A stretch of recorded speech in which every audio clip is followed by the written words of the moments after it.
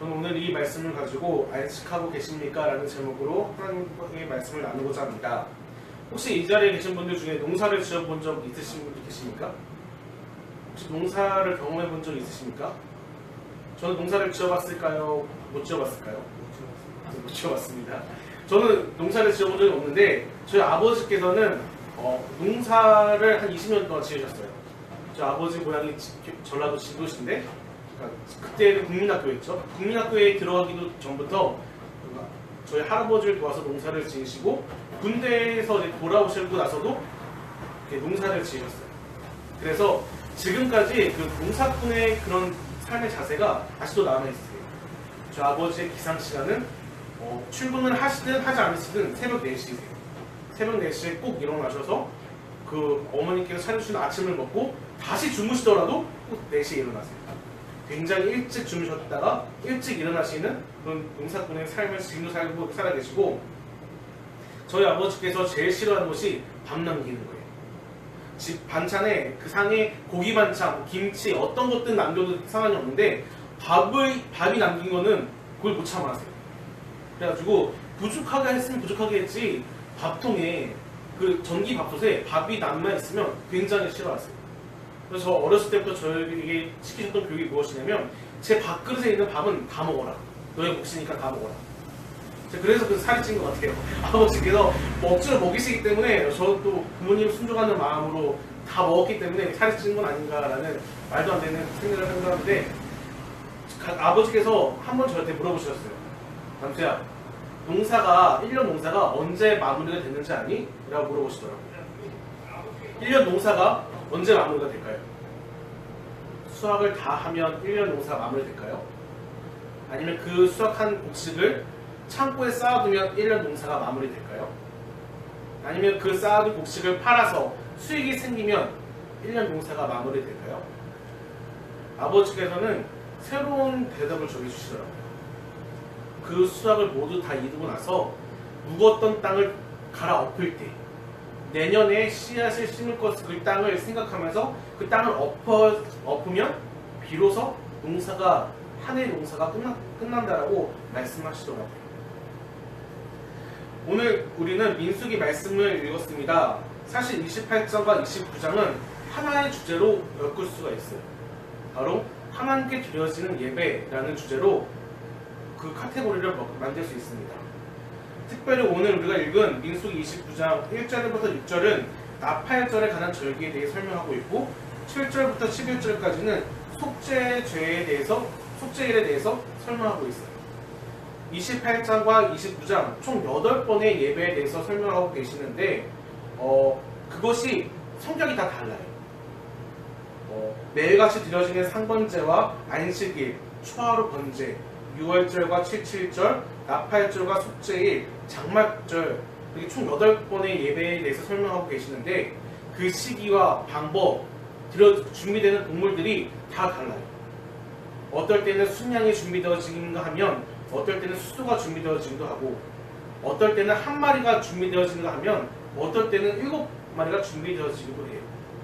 종류가 다 다른데 이 8번의 절기에 8번의 그 예배에 공통적으로 7번 언급되는 단어가 있습니다. 그럼 그것이 무엇일까요? 바로 1절과 7절에 있는 그 내용 중에 가운데 있는 말씀인데요. 1절과 7절은 이런 내용이 있습니다. 너희는 아무 노동도 하지 말라 라는 하나님의 명령이 매일같이 드려지는 이 상번제를 제외하고 나서는 7번 공통적으로 등장을 합니다. 하나님께서는 자신에게 예배드리러 오는 사람들이 아무 노동도 하지 않고 온전히 하나님께 예배드리기를 원하셨어요. 그렇다면 하나님께서는 왜 자신에게 예배드리는 사람들이 아무 노동도 하지 않고 아무 일도 하지 않고 예배에만 집중하게 하셨을까요? 저는 오늘 이 아무 노동도 하지 않는 것에 대해서 함께 나누고자 합니다. 이 아무 노동도 하지 않고 예배드리는 그 신학적 근거는 창세기에 등장합니다. 하나님께서 6일 동안 모든 만물을 창조하시고 그 마지막 되는 7일날 스스로 안식을 하셨어요. 그 안식으로 인해서 하나님께서 안식하셨듯이 우리도 안식할 수 있게 되었습니다. 그런데 재미있는 것은 고대 근동 사람들은 안식은 사람이 할 수 있는 것이 아니었습니다. 오직 신만이 할 수 있는 것이 안식이었고 쉼이었어요. 인간은 신을 위해서 만들어졌다고 생각했기 때문에 노동은 인간의 몫이요 안식은 신의 몫이라고 생각했어요. 기껏해야 쉴 수 있는 사람은 왕의 대리자인 신의 대리자인 왕밖에 없었고 대부분의 사람들은 쉴 수 없었고 매일같이 일을 해야만 했습니다. 그런데 하나님께서는 이런 사람들의 사고를 깨트리시고 자신을 예배하는 사람들의 모두에게 안식을 허락하셨죠. 다시 한번 물어보겠습니다. 하나님께서는 왜 우리에게 안식을 허락하셨을까요? 왜 하나님께서는 우리가 아무 노동도 하지 않고 하나님 자신을 예배하게 하셨을까요? 아마 안식이라는 것을 생각하면 쉼, 평안, 휴식을 생각하는 것이 대부분의 것입니다. 사실 창세기 기록되어 있는 하나님께서 안식하셨다는 그 히브리 단어는 샤바트라는 단어입니다. 이 단어의 뜻은 쉬다, 안식하다, 휴가를 얻다 라는 단어의 뜻이 있습니다. 그러니까 우리가 안식하고 했을 때 쉼을 얻는 것, 잠시 모든 것을 내려놓는 것, 이것이 포함되어 있습니다. 하지만 우리가 안식한다고 했을 때 쉼만을 이야기한다면 그것은 안식의 절반만 이야기하는 것입니다. 이 안식이라는 단어, 샤바트라는 단어에는 생각 외에 제거한다, 파괴한다라는 과격한 단어의 뜻도 있습니다. 호세아 2장 11절에는 이렇게 기록되어 있습니다. 내가 그 모든 희락과 절기와 월삭과 안식일과 모든 명절을 폐하겠고, 하나님께서 모든 절기를 폐하신다고 말씀하셨는데 여기서 폐한다는 단어가 바로 안식이라는 뜻인 샤바트라는 단어입니다. 그러니까 진정한 안식은 우리가 쉼을 얻는 것과 동시에 무엇인가를 제거하고 무엇인가를 파괴하는 것이 진정한 안식입니다. 그렇다면 우리는 무엇을 파괴하고 제거해야 할까요? 창세기로 한번 돌아왔으면 좋겠습니다. 하나님께서 6일 동안 이 세상을 창조하셨어요. 모든 것을 만드셨고 에덴 동산을 만드셨죠.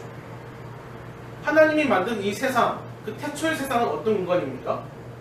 죄가 없고 죽음이 없고 질병이 없고 완전한 공간, 완벽한 공간이었어요. 이렇게 완전하고 완벽한 공간이 있다고 한다면 우리는 어떤 생각이 들까요? 그래, 잘 보존해야지.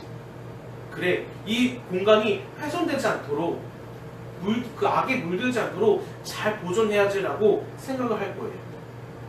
그런데 하나님께서는 이 완벽한 공간을 만드시고 안식하신 다음에 그 바로 다음에 사람에게 주어진 일이 무엇이냐면 그 완벽한 공간, 이 에덴 동산을 땅을 갈아엎게 하셨어요. 그 땅을 갈게 하시고 경작하게 하셨어요. 그 땅을 사람이 경작하고 가니까 다 어떤 의미에서 완벽한 공간이 훼손되고 파손되니까 그곳에서 비로소 채소가 자랐고 초목이 자랐습니다. 우리는 여기서 진정한 안식에 대하여 힌트를 얻을 수 있어요. 진정한 안식이란 우리가 쉼을 얻은 것 동시에 이미 완성된 이 공간을 새로운 생명을 위해서 뒤집어 엎어야 되는, 파괴하고 제거해야 되는 역할을 우리가 해야 된다는 거예요. 마치 농사꾼이 한 해의 농사를 마무리하면서 내년의 심을, 그 씨앗을 위해서 땅을 갈아엎듯이 우리가 안식을 하면서 무엇인가를 제거해야 된다는 거죠. 왜? 새로운 생명을 잉태하기 위해서. 과연 그것이 무엇일까요? 우리가 제거해야 될 것, 파괴해야 될 것이 무엇일까요? 그것은 바로 나라는, 내 자아라는, 나의 자신이라는 그것을 파괴해야 된다는 겁니다. 사도 바울은 고린도 전서에서 이렇게 고백합니다. 나는 날마다 죽노라. 로마서에서도 이렇게 기록해요. 나는 공고한 자로다. 생명의 성령과 생명의 법과 죄와 사망의 법에서 계속해서 싸우고 있는 내 자신을 바라보면서 나는 매일같이 죽고 매일같이 하나님을 닮아가는 사람으로서 거듭 태어난다라고 고백하고 있어요. 우리는 안식할 때 가장 염두에 둬야 될 것은 쉼과 그런 휴식이라기보다는 이미 고정되어지고 하나님을 닮아가지 않고 이미 내 뜻대로 살아가고 있는 내 자아를 죽이고 제거하고 파괴시킨 다음에 하나님을 닮아가는 내 자아를 완성해야 된다는 거예요.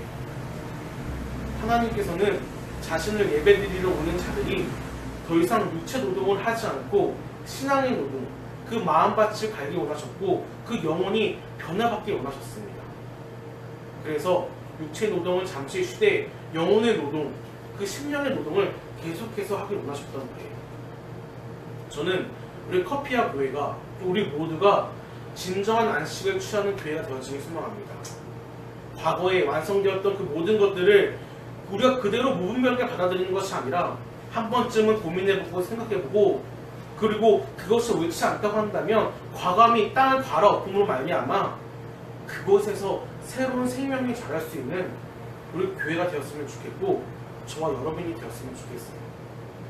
몇 달 전에 이 일이었습니다. 제가 굉장히 친하게 지내고 있던 선배가 미국에서 유학 중인데 제 아내의 출산 소식을 듣고 출산하기 한 달 전 정도에 한국을 방문해 줬어요. 너무 감사하고 고마운 일이죠. 그래서 같이 아내와 셋이서 밥을 먹고 차를 마시면서 제가 이렇게 커피아 교회에 부임했다는 이야기를 하고 제 교회에 대해서 소개를 했어요. 우리 교회는 이런 교회야. 우리 교회는 커피를 만들고 우리 교회는 주일날 예배를 드려. 근데 그 선배가 약간 신앙적으로 보수적인 성향이 있어서 되게 의아해 하더라고요. 왜 그런 교회 갔어? 그게 정말 교회야? 교회 역할을 할 수 있어? 하면서 저와 설전 아닌 설전하면서 되게 많은 이야기를 했어요. 그런데 공통되게 두 사람의 결과가 무엇이었냐면, 그래, 교회다운 교회가 무엇인지 고민해 볼 필요는 있지. 기존에 흘러내려왔던 전통적인 교회를 그것을 부정하는 건 아니지만 그것이 정말 신학적으로 맞는지 성경적으로 맞는지 고민해 볼 필요는 있지. 그리고 그것이 옳지 않다면 과감히 포기하고 새롭게 시작하는 것도 정말 하나님께서 기뻐하시는 걸 거야 라는 결론에 도달했어요. 저는 커피아 교회가 정말 그런 교회였으면 좋겠어요. 과거의 전통에, 과거의 그런 형식에 얽매인 교회가 아니라 정말 새로운 생명을 위해서 과감히 땅을 얻기도 하고 새로운 생명을 잉태하기 위해서 그 땅을 경작할 줄 아는 교회가 되었으면 좋겠고, 이 교회에 참석하는 모든 사람들이 하나님의 말씀으로 자신의 옛사람을 죽이고 새로운 사람으로 거듭나는 그런 역사가 매 주일마다 일어나는 교회가 되었으면 좋겠습니다. 그리고 쉼만을, 평안만을, 휴가만을 찾는 그런 반쪽짜리 안식이 아니라 내 자아를 과감히 죽이고 포기하는 진정한 안식을 구하는 저와 여러분 되기를 간절히 소원합니다.